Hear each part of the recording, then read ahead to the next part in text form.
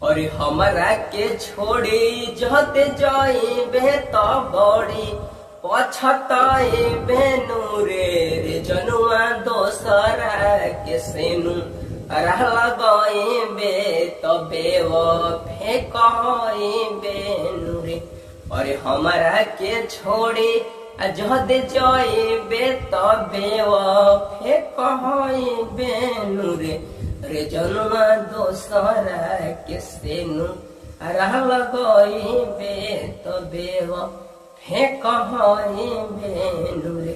और कही दे तू रे पगली सेनुरा ले आईती अपने ही हाथे तोर मंगिया सजईती।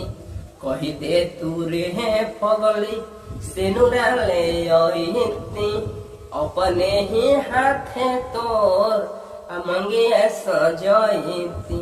पियावा के दाना जो देखइबे तो कोई से पचइबे नु रे जनुआ दोसरा के सेनु रहला गइबे तबे वो फेंकइबे नु रे जनुआ दोसरा के सेनु रहला गइबे तबे वो फेंकइबे नु रे। कवने कसुरवा दूर चल गईले हमसे डर गईले ते होका दुनिया के डर से। और कवना कसुरवा दूर चल गईले हमसे डर गईले ते होका दुनिया के डर से।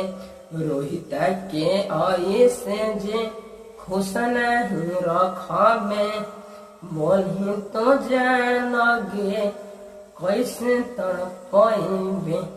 अरे रोहिता के आई से जे तू जलइबे सुन ले जनुआ तू खुश नहीं रहिबे।